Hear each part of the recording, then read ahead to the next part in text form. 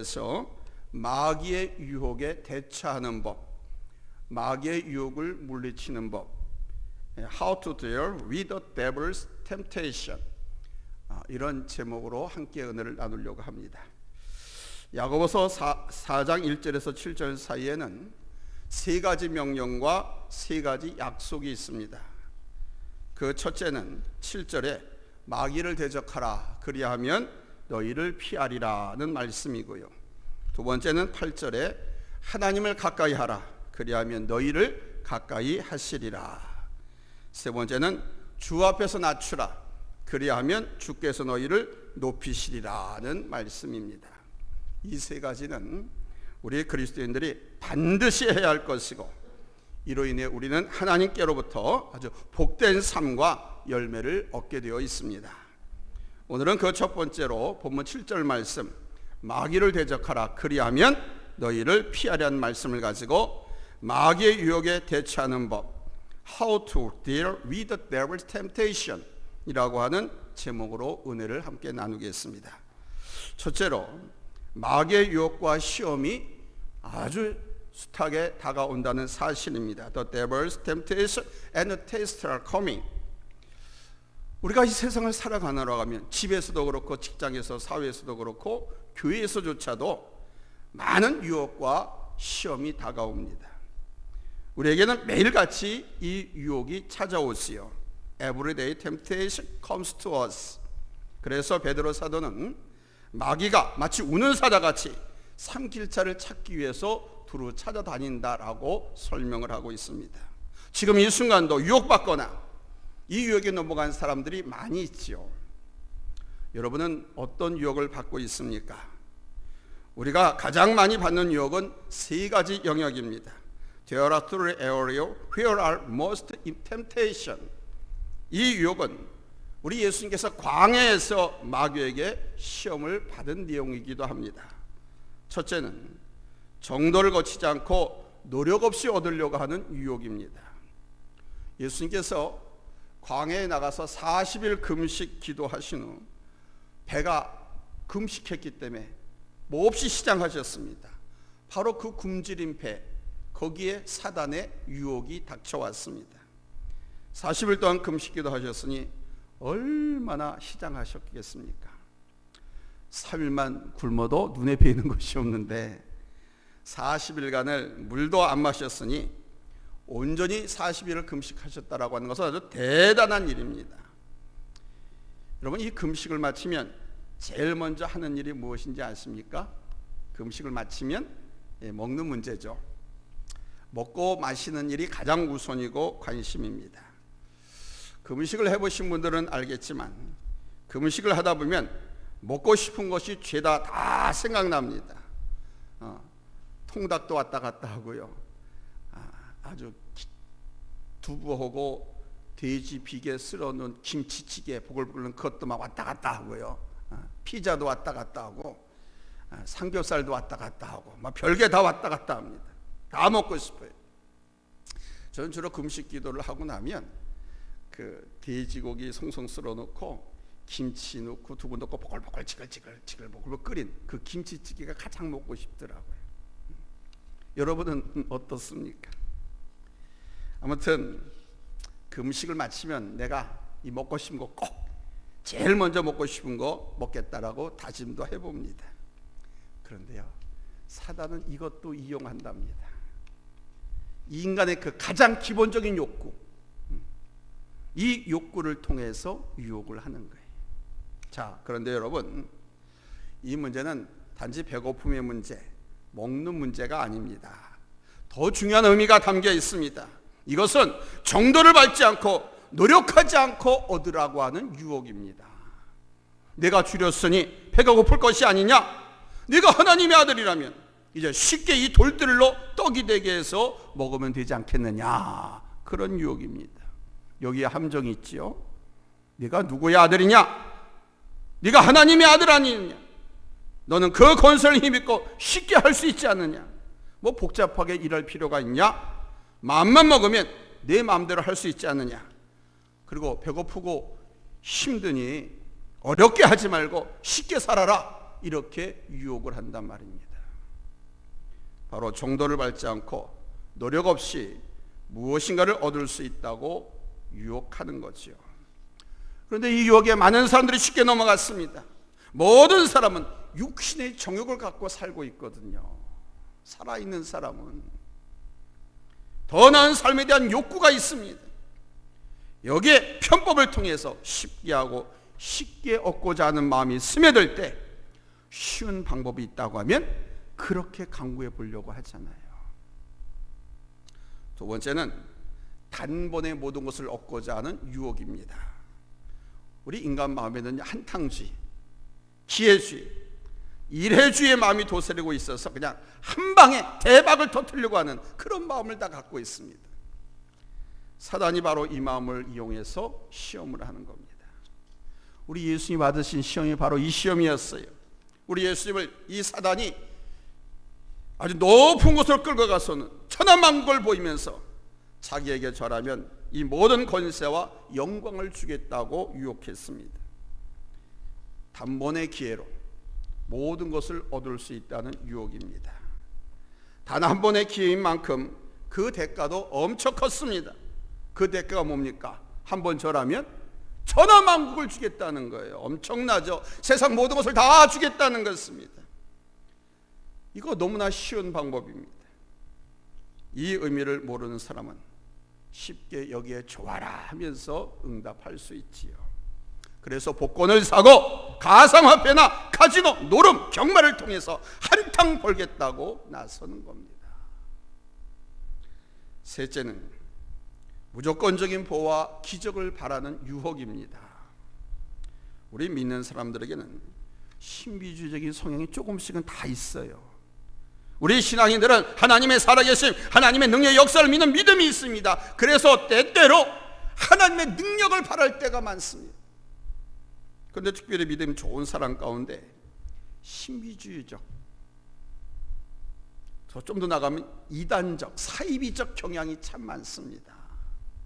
기도를 많이 하고 체험을 해본 사람이 있어 이런 신비주의 경향이 더 강합니다. 그래서 무조건적인 하나님의 보호와 기적을 바라는 말을 합니다. 그러나 잊지 마십시오. 그것으로 시험을 받는다는 사실입니다. 목사님, 저 무척 커졌어요. 엄청나게 컸어요. 시험 받는 겁니다. 평신도가 목사인 저한테 전화를 해서 그렇게 말하는 거예요. 사단이 까지 유혹하는 거예요. 교만으로. 자기를 과시하거나 알아달라 인정받기를 원하는 거죠. 그러면서 무조건적인 하나님의 기적을 바라는 유혹을 받을 수 있는 겁니다. 우리 예수님께서 바로 이 시험을 받으셨어요. 세 번째로 받으신 시험이 바로 그 시험입니다. 마귀가 예수님을 예루살렘 산 꼭대기로 데려가서는 여기서 뛰어내려라 이렇게 말합니다. 그러면 하나님께서 너를 위해서 사자를 명하여 너를 지키실 것이다. 천사들이 손으로 너를 받들어서 보호할 것이다. 이렇게 유혹합니다. 이것은 바로 하나님의 무조건적인 보호, 기적을 바라는 유혹입니다. 우리는 기적의 의미를 바로 알아야 됩니다. 하나님께서 이 세상에 기적을 베푸실 때, 표적을 베푸실 때 의미가 있습니다. 뜻이 있습니다. 목적이 있습니다. 하나님께서 기적을 행하실 때는요, 우리 하나님의 필요에 의해서 하시는 것이고 필요한 사람을 통해서 하십니다. 하나님의 때가 있고 하나님께서 기적을 행할 대상이 있습니다. 하나님께서 아무 때나 아무를 통해서 이적을 행하시는 것이 아닙니다. 모든 이적에는 하나님의 뜻이 있습니다. 이적은 우리 하나님 편에서 죄인된 우리 인간에게 다가오시는 방법이고 메시지인 것입니다. 우리 주님께서 말씀하시는 것을 보면 이 기적은 제일 먼저 우리들로 하여금 믿게 하시기 위해서 보여주시는 거예요.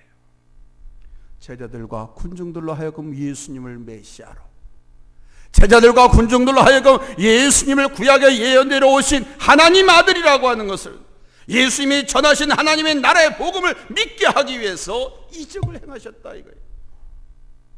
때문에 이적도 하나의 메시지인 거죠. 그래서 이적을 비유 행위라고 말하는 것입니다. 예수님께서 하나님 나라를 설명하실 때 비유를 통해서 많이 설명하시지 않습니까? 천국은 마치 뭐뭐와 같아서, 마치 천국은 뭐뭐와 같아서 이렇게 비유하셨습니다. It's like, it seems that, it's like, it's like, 뭐뭐와 같아서. 그와 같이 이적도 하나님 나라가 어떤 것인지를 행위를 통해서 보여주시는 것입니다. 병든 자가 고침받고 죽은 자가 살아나고 상처받은 영혼들이 회복되는 나라, 눈물과 한숨이 기쁨이 되고 감사가 되는 나라가 하나님의 나라라고 하는 것을 이적을 통해서 설명하시는 겁니다. 그것을 믿게 하기 위해서 이적을 행하십니다. 또한 이적을 베풀어 주심은 하나님의 영광을 드러내기 위해서입니다. 첫째는 믿게 하기 위해서, 두 번째는 하나님의 영광 드러내기 위해서. 이렇듯이 모든 이적에는 뜻이 있습니다. 때문에 우리는 하나님의 능력을 놓고 이러쿵저러쿵 해서는 안 되고 테스트하려고 해서도 안 돼요.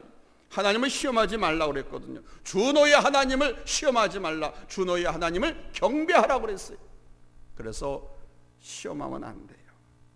또한 무조건적인 보호와 이적을 바라는 태도를 가져서도 안 되는 것입니다. 두 번째는 마귀를 대적하라고 말씀하십니다. God turning me to go against the devil. 이 마귀의 유혹에 대해서 오늘 본문에서 말씀하시는 거예요. 도망가지 말라, 그러지 말고 대적하라는 거. Against the devil. Go against the devil. 마귀를 대적하라. 이 against라고 하는 것은 대항, 아지탕스와 같은 의미가 있어요. 싸운다, 적하고. 그래서 우리는 사탄 마귀의 유혹을 대적해서 싸워야 되는 거예요. 그래야 이길 수 있고, 그래야 사탄 마귀가 도망가요. 이 마귀의 유혹에 대처하는 법이 크게 나눠서 피하는 것과 대적하는 것, 이 두 종류입니다. 첫째는 음행을 피하라고 했습니다. 고린도전서 6장 18절입니다. 우리 한번 다 같이 찾겠습니다. 앞에 화면에 나오나요? 고린도전서 6장 18절입니다. 우리 합독하겠습니다. 시작. 음행을 피하라. 사람이 범하는 자마다 몸 밖에 있거니와 음행하는 자는 자기 몸에 죄를 범하느니라. 그러니까 성적인 유혹은 싸울 것이 아니라는 겁니다. 이거는 피해야 되는 거예요. 여러분이 잘 아는 것처럼 요셉이 보디발 장군의 아내, 그 아내의 유혹을 피함으로써 그 유혹을 이길 수가 있었던 것입니다. 성적인 유혹은 맞붙어서 싸우면 그거는 당하는 거예요. 그거는 손도 대지 않고 한 공간에 있지 않도록 피하는 것밖에 없고, 그게 이기는 겁니다. 두 번째는 디도서 3장 9절 말씀인데, 어리석은 변론과 족보 이야기 또는 분쟁, 율법에 대한 논쟁은 피하는 것이 상책이라고 말씀합니다. 자, 디도서 3장 9절 말씀 우리 한번 같이 찾아 읽겠습니다. 찾았으면 아멘합니다. 합독하겠습니다. 시작. 그러나 어리석은 변론과 족보 이야기와 분쟁과 율법에 대한 다툼은 피하라. 이것은 무익한 것이요 헛된 것이니라. 아멘. 논쟁, 율법에 대한 논쟁, 그 다음에 다툼, 족보 이야기, 어리석은 변론, 이런 것은 무익하고 헛된 것이니까 피하라는 겁니다. 하지 말라는 겁니다. 사실 논쟁에서, 말다툼에서 이기는 사람은 이긴 사람이 어리석은 사람입니다. 왜냐하면 사실 분쟁과 변론의 결과는 누구도 승자가 없어요. 누구도 이기지 못하는 겁니다. 사실은 서로 주장하고 서로 고집하고 거기에 감정을 실으니까 자기가 옳지 못함을 알고도 싸워서 이기려고 끝까지 그냥 버럭버럭거려요. 굽히지 않습니다. 그래서 누구도 이기지 못하는 거예요. 왜? 버럭버럭 우기면서 화를 내면서 다투는 것은 이미 진 거거든요. 네 마음을 다스리라고 말씀하셨는데 다스리지 못한 거거든. 분쟁과 논쟁하지 말라고 했는데 버럭버럭하면서 싸우면서 논쟁했으니까 진 거거든요. 말씀을 순종하지 못했기에. 따라서 논쟁은 피해야 하는 거예요. 할렐루야. 그리고 크게 두 번째로는 이제 대적하는 거죠. 뭐에 대적? 마귀의 유혹, 시험을 대적하는 겁니다. 이 시험, 이 유혹, 템테이션은 언제든지 옵니다. 특별히 영적으로 충만할 때 이 유혹이 더 잘 찾아옵니다. 우리를 시험해 보는 거예요. 이 사탄 마귀가 잘 알아. 이 진짜인지 가짜인지, 척하는 건지 아닌지 잘 알아요. 그래서 사탄 마귀가 영적으로 성령 충만한 척하는 사람들에게 특히 잘 옵니다. 사실은 교만 덩어리죠. 그런 사람들. 영적으로 가장 충만하고 서로 사랑하고 아름다운 모습을 가질 때 그게 진짜인지 가짜인지 시험을 갖고 찾아온다니까요. 먹는 것과 또 권세와 명예를 통해서, 그리고 신앙의 교만을 통해서 정도를 거치지 않고 노력 없이 행하라고 하는 유혹으로, 그냥 한 번에 단번에 모든 것을 얻으라고 하는 유혹으로, 무조건 하나님의 보화 기적을 바라는 유혹으로 우리들을 시험한다 이거예요. 이런 시험, 이런 유혹이 올 때 우리 성도들이 대적하는 길은 몇 가지다? 두 가지입니다. 첫째, 기도로 깨어 있으시면 돼요. 이런 시험 유혹을 이기는 방법, 첫째는 깨어 기도하는 거예요. 베드로전서 5장 8절 말씀입니다. 베드로전서 5장 8절 말씀 합독합니다. 시작. 근신하라, 깨어라, 너희 대적 마귀가 우는 사자같이 두루다니며 삼킬 자를 찾나니. 아멘. 대적 마귀가 우는 사자같이 두루다니며 삼킬 자를 찾고 있다고 합니다. 근데 이거를 어떻게 대적하라? 근신하여 깨어라는 겁니다. 기도하라는 겁니다. 깨어있다는 건 영적으로 깨어있다는 거예요. 즉 기도한다는 겁니다. 기도함으로써 깨어있으라는 것입니다. 그냥 두 눈 멀뚱멀뚱 뜨고 밤새우라는 것이 아니고 우리의 영, 기도함으로써 그 영을 깨어있으라는 겁니다. 영적으로 깨어있는 사람은 그래서 늘 기도합니다. 기도하는 사람은 영적인 분별력을 가질 수가 있어요. 물론 어떤 기도를 하느냐가 따라서 다를 것입니다. 단지 자기 욕심을 해서 하는 기도는 분별력을 가지지 못합니다. 욕심에 사로잡혀서 안 보입니다. 사탄 마귀의 유혹인지 아닌지, 하나님의 뜻이 어디 있는지 분별력이 생기지 않습니다. 욕심을 위해서, 육신적 아무런 이생의 자랑을 위해서 기도하면 안 보입니다. 자기의 필요를 위해서 위한 기도는 하나님 앞에 그냥 간청하는 것밖에 되지 않아요. 그러나 우리 하나님과 교통하면서 하나님의 뜻을 알고 분별하기 위한 기도, 하나님과 깊은 영적인 교감을 하면서 드리는 기도를 하면 우리는 깨어있게 되고 분별할 뿐만 아니라 이런 마귀를 대적할 수 있게 되는 줄로 믿습니다. 아멘. 그러니까 기도는 마귀를 대적하는 강력한 무기 중에 하나다. 아멘. 두 번째는 뭘 갖고 마귀를 대적할까? 첫째는 뭐 갖고 대적했습니까? 기도로. 두 번째는 성령의 검인 하나님의 말씀으로 대적할 수 있습니다. 에베소 6장에 보면 하나님의 전신갑주에 대해서 말씀합니다. 에베소 6장 13절로 17절입니다. 우리 다 같이 찾습니다. 에베소 6장 13절로 17절입니다. 찾으면 아멘합니다. 합독하겠습니다. 시작. 그러므로 하나님의 전신갑주를 취하라. 이는 악한 날에 너희가 능히 대적하고 모든 일을 행한 후에 서기 위함이라.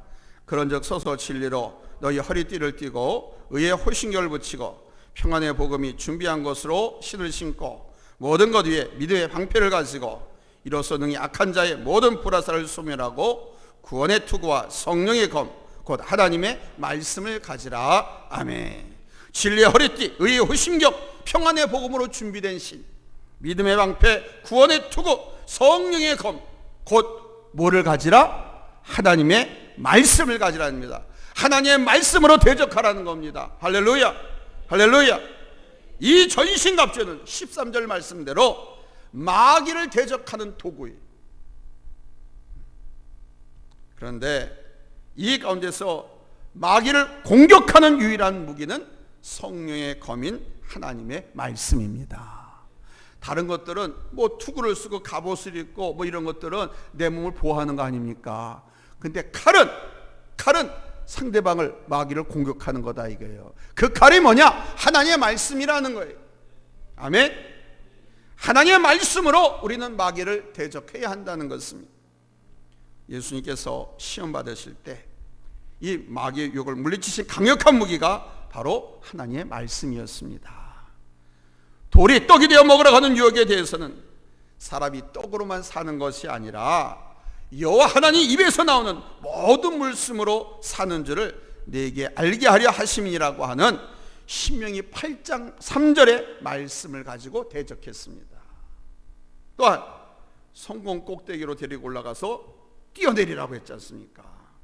그러면 천사들이 너를 보호할 것이다. 하나도 다치지 않을 것이다. 그러면 야, 얼마 좋냐? 네가 인정받는 거 아니냐? 그렇게 유혹할 때 너희 하나님 여호와를 시험하지 말라라고 하는 신명기 6장 16절 말씀을 가지고 물리치셨습니다.